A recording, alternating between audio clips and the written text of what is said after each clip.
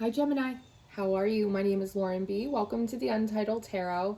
So I have laid out 3 cards for you today out of the Rider-Waite-Smith we're going to be using. When I sit in your energy, Gemini, it feels really stressed and it feels kind of anxious, but I put on the Shufflemancy for you.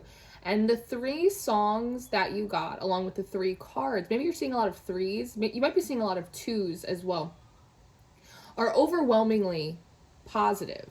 And I think it's interesting just the way I have my camera set up and just like the way the light is right now, that on this side of the room in my face it's a little bit darker, but over here it's quite lighter, so you can actually kind of see that point of duality going from sort of the darkness into the light. The first song that had come on for you on the Shufflemancy was this song called Night Moves by Lizzie. And in the video, she's basically just sort of like wandering around a memory of an old relationship that she had when times were good, Gem. But in the video, you could see her dancing, and she was dancing a lot with her hair. So it's this feeling of like she's like ruffling her hair and she's throwing it back and forth. And it almost just feels like this idea of like trying to shake out or shake off bad memories, negative thoughts. The Queen of Swords is the first card that you got out today. It's sort of this moment of like a return to clarity for you.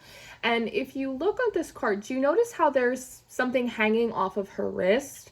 It's not a bracelet. It's actually the little piece of rope that we see her tied up in the 8 of Swords.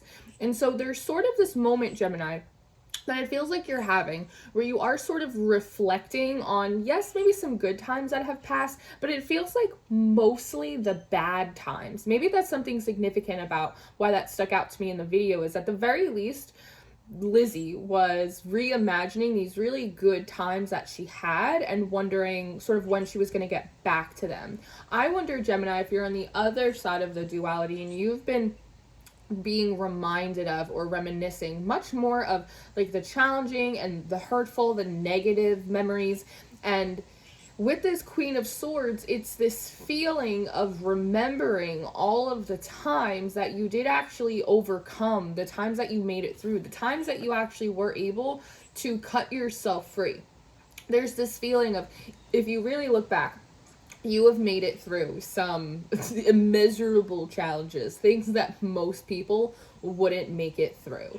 And that, in and of itself, is evidence that you have the ability to make it through anything.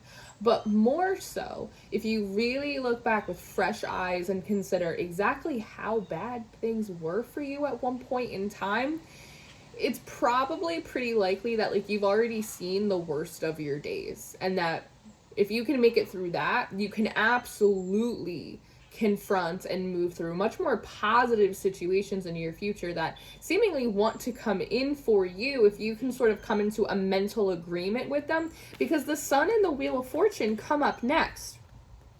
These are overwhelmingly positive cards, no matter how you want to read them. One, the Sun comes through like this bright clarity.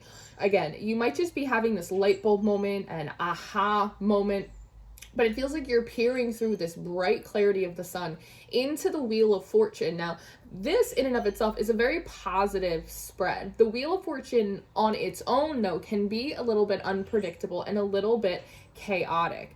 And so I'm also seeing these 3 cards as you sort of, with fresh eyes, shaking out a lot of these intrusive thoughts, a lot of these bad memories, really kind of, again, returning to clarity. You are also better able to peer through the Sun and understand the unpredictability of the wheel and be able to formulate better plans and strategies. In the Northern Hemisphere, in Jersey, it's fall right now, and so typically in terms of like a planting season, we're harvesting, we're pulling things up, we're trying to figure out how much we're going to need for the winter. I'm wondering if one of the problems in the past is that no matter how clever you are, Gemini, that you weren't always really prepared for your personal winters. Springs were great, Falls were all right. Summers were amazing, but it's like almost that feeling of I'm not going to hit a winter. Things aren't ever going to be like that bad. And then when you find yourself in those situations or in those seasons that are way more challenging or taking way longer than you ever thought that they would, it's very easy for your head to kind of get stuffled down beneath these clouds and sort of get stuck in that energy where you're just consistently struggling. But if you remember all of the times that you've overcome, not only does it make you much more empowered to face positive situations, because as we know, there's always a balancing effect, right? What's on the bottom of the deck? Justice. There's always a balancing effect that occurs. What goes down must eventually come up.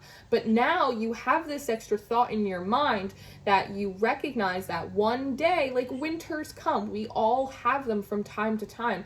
And so it feels as if you're in a position to take better advantage of the good times, of the upright wheel, of, things going well for you on the upswing, much more than you ever did in the past. And that in and of itself is going to help insulate you from the chill of any winters or any challenges that you have moving forward. Not only is your perspective fresh, not only are you letting go of a lot of these things from the past, seemingly a lot of it just purely out of necessity, because I think it's driving you crazy, just reminiscing on all of these old things, being stuck in these thought patterns, just overall like feeling really crummy. I think you're just sick of it. And I think you recognize that as a human being, as a Gemini of all things, like your mind is really sort of your mansion. And if you don't have that organized and cleaned up and things in the places that they should be that is constructive for you, it really does undermine everything else that you're doing. But again, moving forward, I think that you are going to be a better planner. And I think that you're going to be a better strategizer on how to extend your spring and summers. And also, again, to help insulate them from any upcoming falls or winters, because again, we all have them. The other songs that came on your Shufflemancy, one was this song called Roof by Jessie Reyez, I think her name is. And the whole premise of that song, Gemini, is about her, like, the song about roofs is really more about truths. It's about her aligning to her own power, recognizing that there really is no roof on her, like the sky really is the limit, that she's only limited by her own lack of creativity, and that others people's lack of faith or what they believe to be true for themselves doesn't mean that it has to be hers. So again, it really is kind of, the Queen of Swords, not only getting fresh eyes, but in a way also kind of getting like a fresh backbone as well. I feel like moving forward, Gemini, like you're not going to be so easily deterred or backed down from the things that you actually want. Temperance. I told balance. What goes down eventually, it has to come up. The World. And then the Eight of Pentacles. And, the third and final song that I got in your Shufflemancy for you, and some of you who are in my generation will remember this song. It's that song called Sugar Sugar. I don't remember who sings it, but he goes, Sugar, sugar, how'd you get so fly? Sugar, sugar, how'd you get so fly? But there's one lyric in that song, and he goes, you were there when, what did he say? You were there when the money's gone, and you'll be there when the money comes. And so I think perhaps in a way, Gemini, that whatever it is that you've been going through is, in a manner of speaking, been a testament to your commitment of self, the commitment of your vision, even when things were going really tough for you and you were very confused and in many ways feeling sort of unprepared, as if, the favor of the universe had sort of turned away from you. But it feels like you didn't back down. That's why you cut yourself free in the aforementioned Eight of Swords, which is why you kind of keep a little bit of this rope with you to remind you exactly of what you're capable of. And if you are able to stand firm, if you're able to make it through when the money is gone, when the winter comes and, things are especially challenging, just think of what you're going to be able to do when the energy lightens up for you. Think about what you're going to do when the sun comes back out. Not only is there, joy and celebration, but there's also like a newfound level of gratitude and appreciation for that as well. It's a deeper level. So when I'm looking at Temperance the World and the Eight of Pentacles, the first thing that sticks to me is, one, these energies feel very heavy. They also feel very sort of moderated and controlled. Sometimes Temperance can talk about, needing to release a little bit of control, let some steam out of the kettle. The World is full of fixed sign energies, and the Eight of Pentacles is sort of heavy earth. And so, one, I'm wondering if these are energies that you are coming out of as you are beginning to kind of step into the light and get a little bit more levity in your spirit, especially in your mind, as I said before. But I also think that moving forward, you're approaching things differently. With Temperance in the World, there almost is this sense of you getting much more comfortable with object impermanence, is what I want to call it. Again, just like the seasons, they come and they go. I think it's like an old Japanese story, and I don't know where it comes from, but it's essentially the idea of someone goes out and buys like this really fancy, expensive, beautiful vase. And it sits in their home, and they love it so much. And I think eventually, someone comes over, someone knocks into it, and they go and they break the vase into a million pieces, and they're very apologetic for it. And the homeowner, the person who owns the vase, says, the moment I bought it, I knew at some point it would get broken. And so every moment that I have with it is extra special. I appreciate it so much more. And I think that when it comes to when we hit these highs and we hope they never end, or when we hit these lows and it feels like they're never going to end, or just when we find something that we really enjoy and we kind of want to squeeze it and covet it and maybe squeeze it a little bit too tight, right? That if we remember, just like us, right? You and me here on this video right now, I'm speaking to you and you are watching me, and who knows how many years that we have left in this life. But one thing that we do know for sure is there will come a moment where neither of us are here, right? And so when you kind of think about existence, when you think about all of the seasons that the earth has, when you think about everything we ever go through as people, in a way our lives feel, very, very long. But also they kind of go by in a blink of an eye. The second that we are born, we know that we will already kind of transcend into the other world. The moment that we're here is the exact moment that we know we won't be. And there's something sort of morbid but poetic in that sort of liminal space of object impermanence. And so I think for you, Gemini, you're coming to that place where you know that, one, you know that the good doesn't last forever, but I also think you're coming around to the acceptance point that the bad doesn't last forever either. And that sometimes when we squeeze too tight, when we work too hard, that sometimes it makes it difficult for those seasons to shift, right? If you think about the Wheel of Fortune as like an actual wheel, sometimes you have to, shift gears. You have to let your foot off of the brake. We have to, again, release a little bit of that tension in order for things to start rolling for us again. I think you're going to leave more room for fluidity in your work moving forward and where you put efforts. You are getting much more comfortable with the idea of like surprises, and again, maybe things not working out the way you think they will, and so not being prepared to be flexible or be adaptable or to shift things up, again, trying to be a little too controlling, put things in boxes. I think you're leaving breathing room moving forward when it comes to your work and where you put your efforts. I also think this Queen of Swords is in many ways asking you to prioritize like your mental health above all things.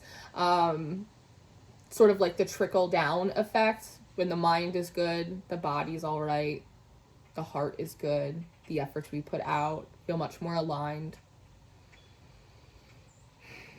I also think with this World card underneath the sun and the sun, I think that with fresh eyes, Gemini, I think that you are coming into the realization that you've gained much more than you have lost.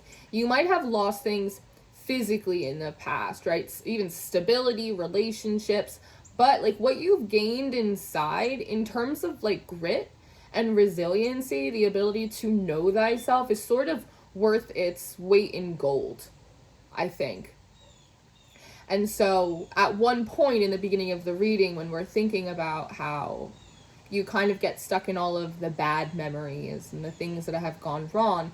By the time we sort of get to the middle of this spread, you're already kind of looking through the silver lining of everything that happened, which is already helping you sort of reformulate your association with your past thus far. And there aren't as many kind of dark corners and cobwebs now. You see a lot of opportunity. You kind of see the growth that you made your way through, and in that aspect you kind of got to see what you were made of as well. And you know, the sun just makes me feel like a little bit of this smirking type of energy of, wow, like we've really been through some shit, but who knew I was made out of like such strong stuff, which I think is really nice. I think part of this like acceptance of object impermanence as well is kind of with this Eight of Pentacles. It feels like it's, how do I want to phrase this?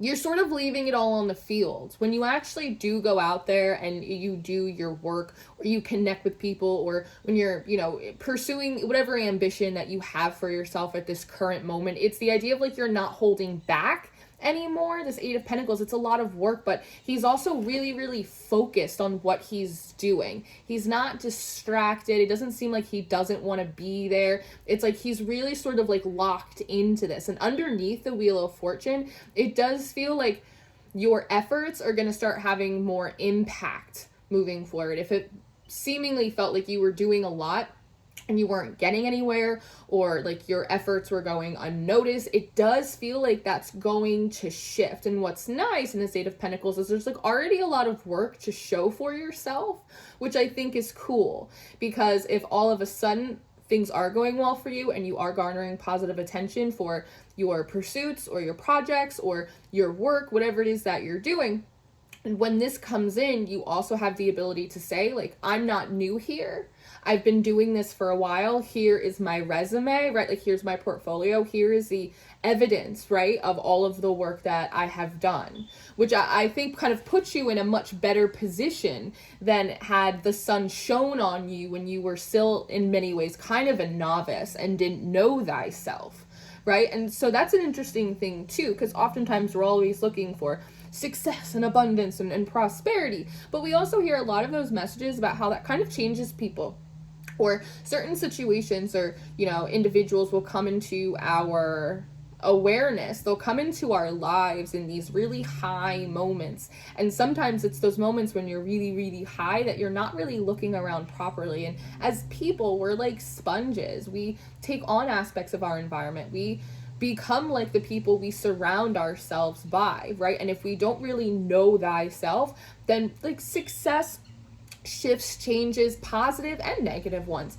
they can kind of bring us further away from ourselves. People can come into our lives and all of a sudden we kind of fall into them and lose ourselves in that because we don't know thyself. And so I think that when this wheel starts turning for you in a positive way, not only in and of itself is that feeling kind of like miraculous to you, Gemini, but the other part of it that is even more beneficial is the idea that you have the ability to enjoy it and take advantage of it, and use it to your advantage while it's here. But you also kind of, one, have the ability to look at the long game, look at the long haul, which helps keep it in perspective, which allows you to not try and control it or squeeze too much life out of it because you're afraid it'll go away. It also has a much less likely chance to change you because you are much more solidified in your sense of self. You're also much less likely to be swayed or manipulated or influenced by other people, right? Because you don't know who you are.